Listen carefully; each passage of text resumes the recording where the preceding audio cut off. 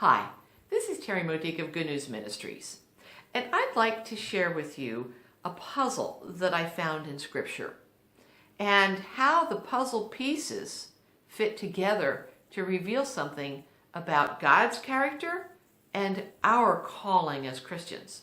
You know the parable in Matthew chapter 13 where Jesus tells us that the farmer went about sowing his seeds everywhere. Not just in fertile soil, but rocky ground where it might take root, but only briefly, not very deep, and it doesn't come to fruition. Nothing grows from it for very long. Or on the soil, the roadway where birds pick it up and eat it, it's destroyed right away. This reveals to us that the character of God's nature is extravagance. He sows his seeds everywhere, even when he knows that it's not going to reach fertile soil. What are the seeds? His truths. The truths that we see in Scripture, the truth that the Catholic Church teaches us as it helps us unpack what Scripture is telling us and how to live the Scriptures in our daily lives.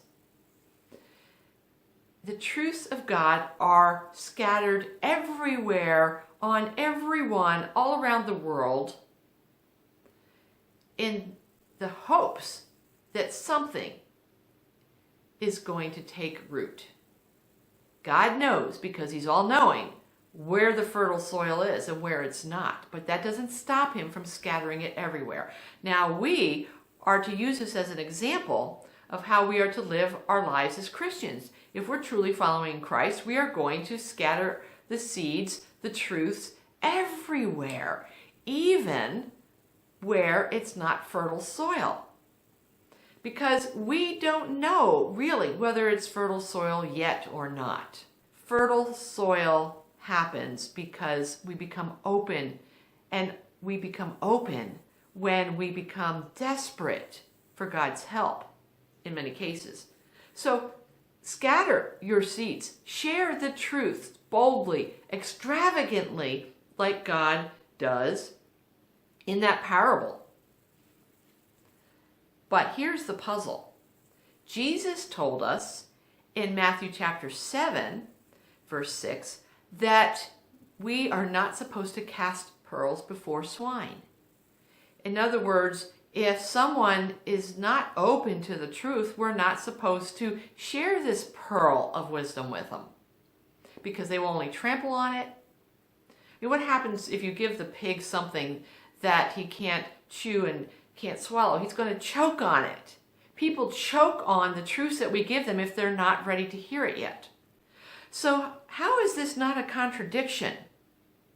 How is sowing seeds extravagantly, even where the soil is not fertile, how is that not a contradiction to Jesus' command not to cast our pearls before swine?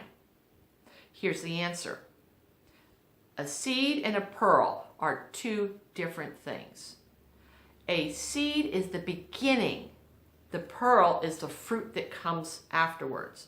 The fruit that comes after a long journey of learning and growing in spiritual maturity and growing in experiences.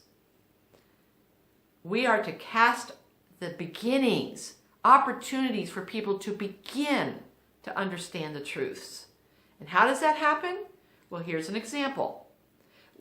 When somebody shares with us a burden that they have, a trial, a struggle that they're going through, but they're not ready yet to hear the full truth of how God can help them with that. We can plant a seed by saying, yeah, I did something similar. I experienced a similar hardship. And what really helped me was my prayer life. End of message. That's the seed. If they want more, they're going to ask you for more. If they don't ask, just keep planting the seeds. Whenever there's an opportunity, throw those seeds out onto whatever kind of ground it might be, and then pray that God will turn their soil into something fertile. And then be ready to give your pearls when they start asking questions.